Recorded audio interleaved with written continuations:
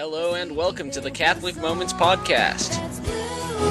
Hello and welcome to episode 28 of Catholic Moments, the podcast where we talk about all things faith, family, and fun from a Catholic perspective.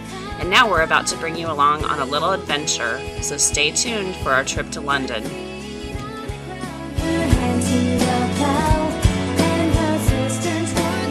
And now, here's your host and my mom, Lisa Hendy. The following was recorded from a hotel room in the streets of London. Okay, here we are in Los Angeles International Airport. Say hello, Eric. Hello. We're awaiting the departure of our flight, and we have about a 3-hour wait till we can get on the airplane, so I thought I might just pop in and say hello. So we've just boarded the plane after about a 2.5-hour delay. We're very anxious to get to our seats.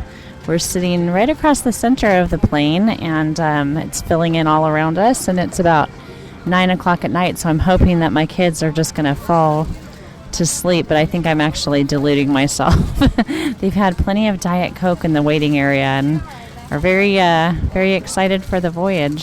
Well, we're still waiting for the flight to take off, but we've been perusing the catalog of movies that they have on board. Father Roderick would be very excited. Lots of new releases, and apparently it's an on-demand system, so you can choose whatever you want. So I'm going to get all caught up on some movies that I haven't seen in the last year. Looking forward to that. So yes, we're on our way to London Heathrow. We'll be on this plane for the next 9.5 hours and hope to share some fun sights with you over the next week. So stay tuned for a fun ride. 5 minutes past 3 in the afternoon. Latest weather that we've got, it's a reasonable day, fairly gusty, moderate wind from the west, just a scattering of cloud. Current temperature is 13 degrees Celsius, which is 55 degrees Fahrenheit. So to recap for you, we're expecting to land in about 40 minutes time. If there's changes, I'll keep you updated. So it's just 20 minutes to go now before the seatbelt signs are switched off. And we'd also like to advise that all our duty-free bars are now closed. Thank you. So we're about 10 minutes away from landing in London Heathrow Airport. Everybody has slept. I watched half of 2 movies, but I fell asleep in the middle of them, sadly, and we're looking forward to arriving. Well, we successfully negotiated customs, and now, as you can probably tell, we're on the Underground, the Tube, on the Piccadilly line on our way to our hotel. Tube is very beautiful. We've been on the subway in Manhattan before, and I'd say that this is a really nice experience. It's very clean and bright. We arrived in around 4 o'clock, and by the time we got through customs and onto the Underground, it's about 5 now. It's already dark outside. It's winter here in London, so I think we're going to have short days. One thing we learned that might be helpful to other families coming is that our youngest 13-year-old is actually considered a child here on the Underground and can ride as much as he wants every day for only £1. So the rest of us purchased 1-week Oyster card Underground passes, but Adam's going to be purchasing a new ticket every day and riding as much as he wants for only £1, which seems like one of the few bargains we're going to find here in London. So we're so far so good on our travels to our hotel and just having a great time. It helps a lot that we slept on the plane. I think we're all feeling fresh, and basically we lost 1 day in the travels over here, but we're doing good. It's a great time so far. This is Russell Square. This is a Piccadilly line service to Cockfosters. The next station is King's Cross St Pancras. Change for the Victoria, Northern, Hammersmith and City, Metropolitan and Circle lines, and national and international rail services. Well, we're just emerging from the Tube in our Underground station, coming up a very steep escalator. Now we have to try to figure out where our hotel is, so we'll see if we can negotiate the streets in the dark here in London. Well, hopefully I'll next be checking in from the hotel and not lost on the street. This morning we're getting ready to tour the Tower of London. We took the subway here this morning, and you emerge next to an ancient part of the city walls from Roman times surrounding the city of London, small relics from medieval towers that surrounded the ancient city, and you come out through an underpass overlooking this beautiful castle, the Tower of London. And we're going to get ready to go inside and tour it right now. 1275, water from the River Thames lapped up to that wall just behind you. When the outer wall was built, the river was pushed back, and the road raised 12 feet to the level we see here today.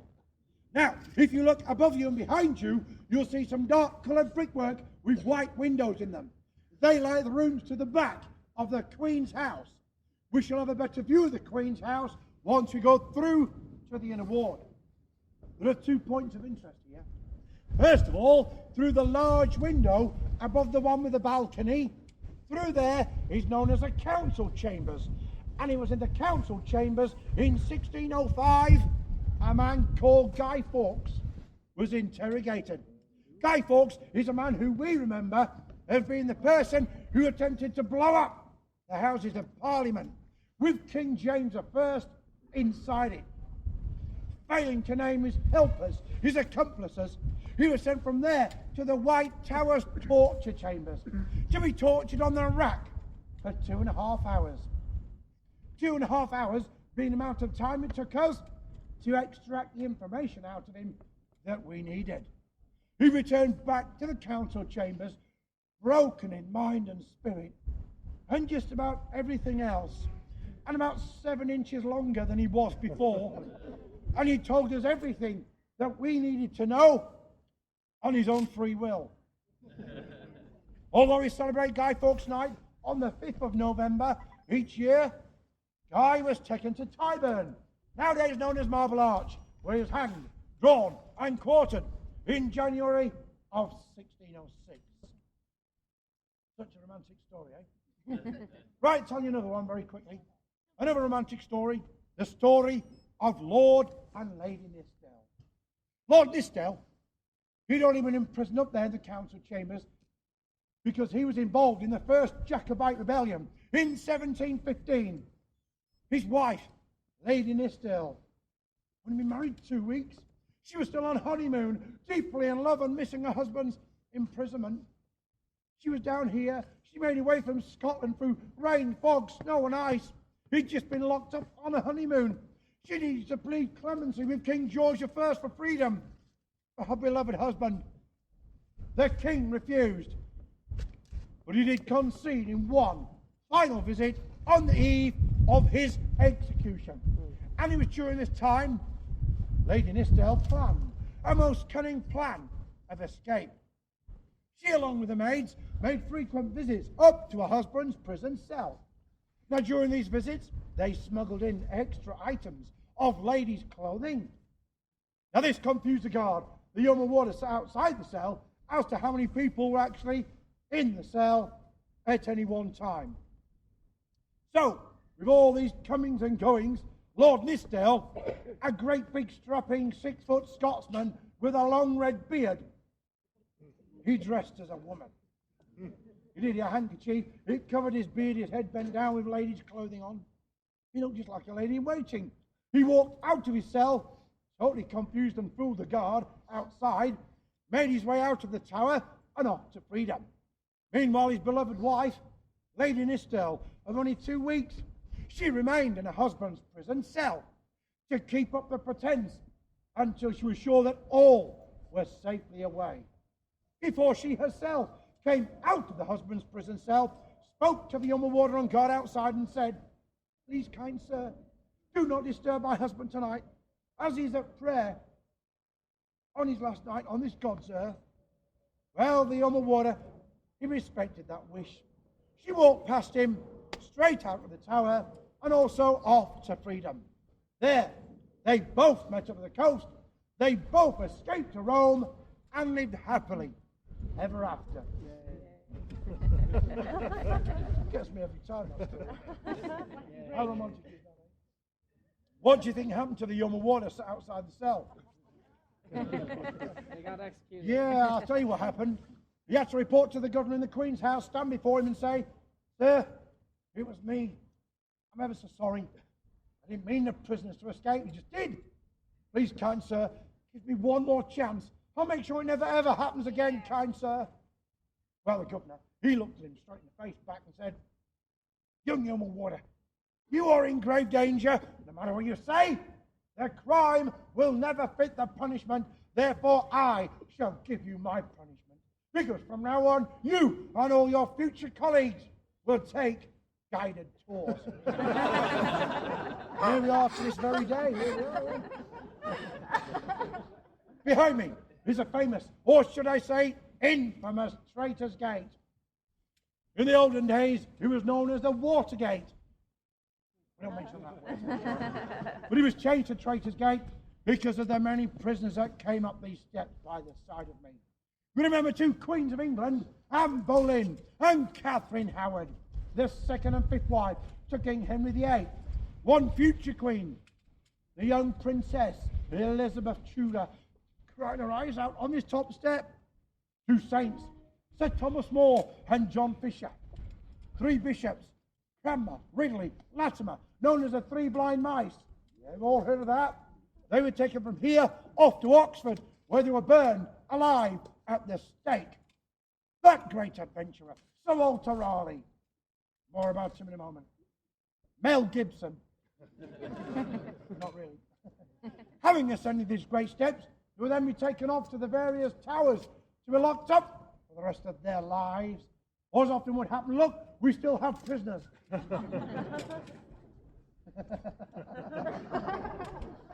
Only the new age. Often we took the prisoners up to the main gate to lose their heads on Tower Hill, or to be burned at the stake, or hanged, drawn and quartered. Right just behind you, you'll see the Bloody Tower. Used to be known as the Garden Tower because it overlooked the Lieutenant's Garden at the top of the hill, but changed to the Tower of Blood by Queen Elizabeth I because of the many atrocities that happened inside that very tower. One of the many was the death of the two boy princes, the boy King Edward V and his younger brother Richard, the Duke of York, 12 years old and 10 years old. How old are you? How old are you? 10. 10? How old are you, sir? 9. A little bit older than you. They were brought here. How old are you, sir, then?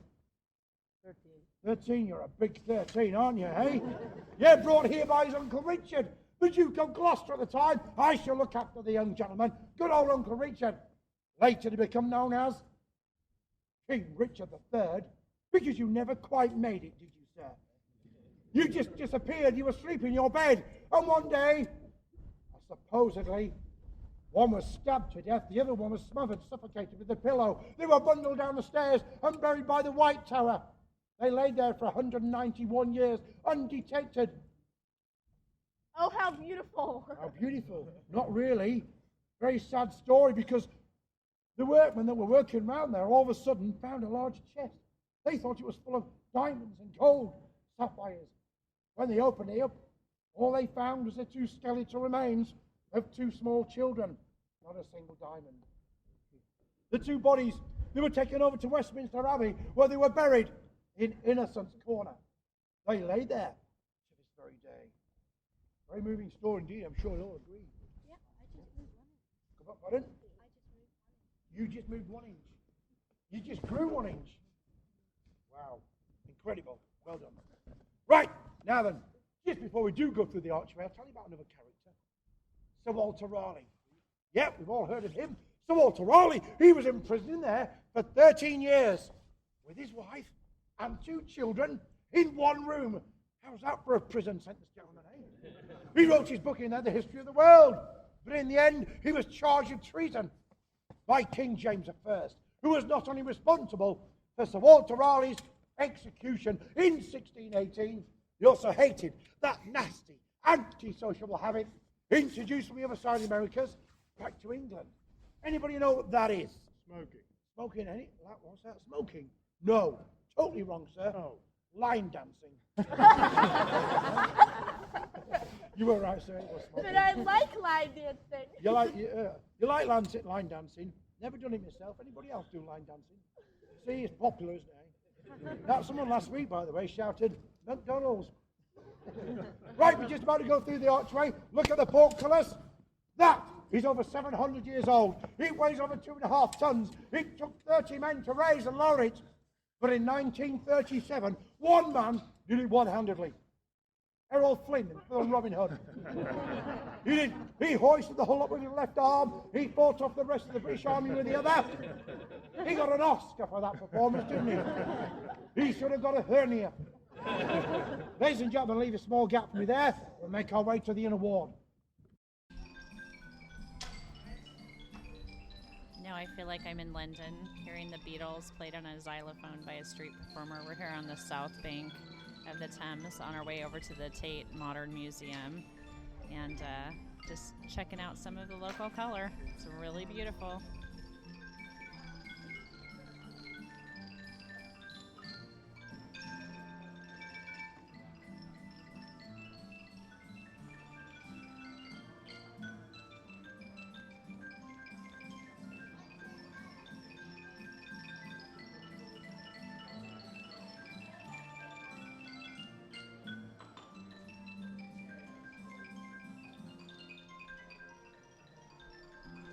Just spent some time in the Tate Modern Museum. It's one of the most newly renovated museums in London. We walked over here and it has a tremendous mix of modern art. We were able to see Cezanne, Monet. Who else? I really wanted to see a Salvador Dali painting, but those are apparently all on exhibition someplace else, so we missed that. We saw Picasso and Jackson Pollock, Summertime. The Water Lilies, of course, by Monet. Really an interesting mix of many different types of contemporary art. And the museum itself is actually really a wonderful structure, very neatly designed and bustling with people. So we spent about an hour here now. We're going to head out over to St. Paul's Cathedral and go for a walk over there. The nice thing about these museums is that they're free to enter. So for a family with teenagers or children, it's nice to be able to come and visit the museum for a while, see a different section of it, and then maybe come back later in the week and see some. Getting ready to walk across the River Thames on the Millennium Bridge. It's constructed towards the end of 1999 and apparently closed down shortly after it was opened because it was swaying so much. So I'm getting ready to walk across it and we'll see. They say it doesn't sway anymore. Right in front of us is just an amazing view of St. Paul's.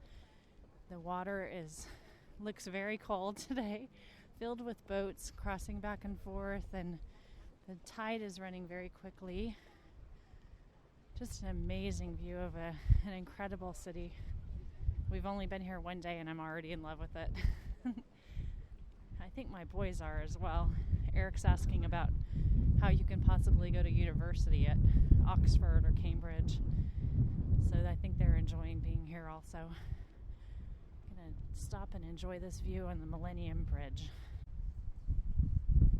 Right now we're just strolling through the courtyard of St. Paul's Cathedral. It's really beautiful architecture here from the outside. The details are just stunning. With the winter weather, there aren't very many flowers out here in the garden, but I can tell that probably during the spring it's just an absolutely lovely place to relax and be out in the sunshine. Today it's kind of cold and blustery, so we've been lucky the weather's held out and it hasn't rained yet today, but it looks like it could be doing that at any moment, so we're going to jump on the subway. Here we are in the subway near St. Paul's Station, and we've run across another wonderful musician out here playing.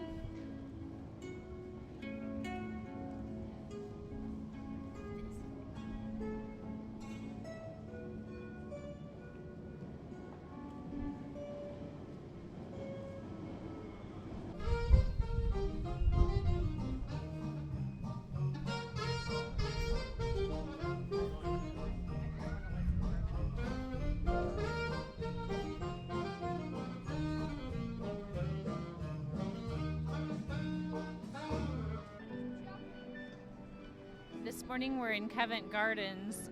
It's Saturday and the market square is filled with people shopping. open air markets and stalls, lots of street performers. We have theater tickets for a little bit later today to see the Dickens play Nicholas Nickleby. And in the meantime, we're just enjoying being outside. It's a bright, sunny day, not a cloud in the sky. Lots of Londoners rushing around all over the place, and beautiful scenery and beautiful people. Now the water is wide, I cannot cross over. Neither have I the wings to fly. Bring me a boat that can carry two, and those who go, my love and I, and those who go, my love and I.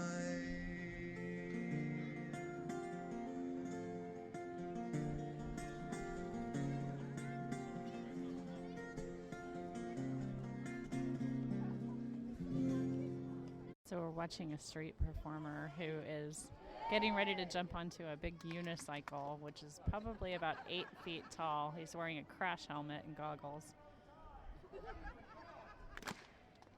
got a huge crowd gathered around him.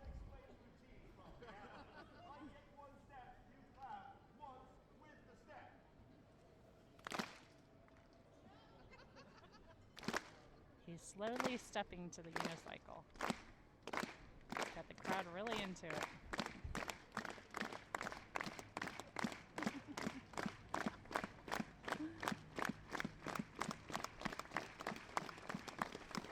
Running in circles around the unicycle, jogging faster and faster, and jumping, trying to jump up onto it, but he didn't quite make it.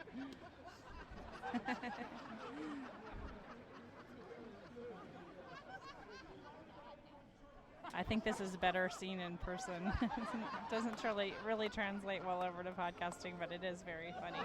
We're actually standing right outside of St. Paul's Church here in Covent Gardens.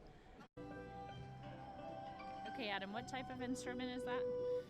The very long sustained notes are a Chinese instrument called a stick fiddle. It's a lot like a violin, although you hold it upright and it's not the same shape.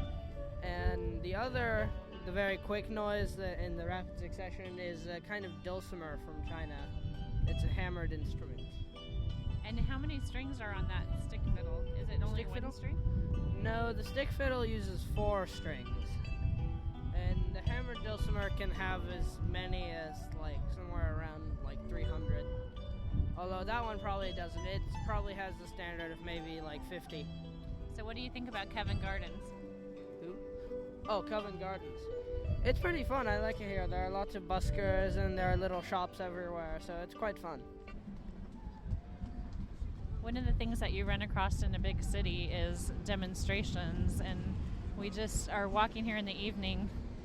Can you tell us what your demonstration is about? It's demonstrating against the regime in Zimbabwe. All these people here are exiles from Zimbabwe. Is this their This embassy? is the Zimbabwe embassy, yeah. We have the vigil here every Saturday. Oh, really? Yeah. And so they're demonstrating against current activities in Zimbabwe, things that they've... Well, at the moment, if you notice, there's a large number of people being murdered. The economy's been destroyed. There's 14,000% inflation. There's a vast number of orphans. There's AIDS is an epidemic proportion. So this is a wonderful way of bringing attention to their Poverty cause is- because yeah. we didn't know anything about it. So Yeah. okay. Thank you for the information.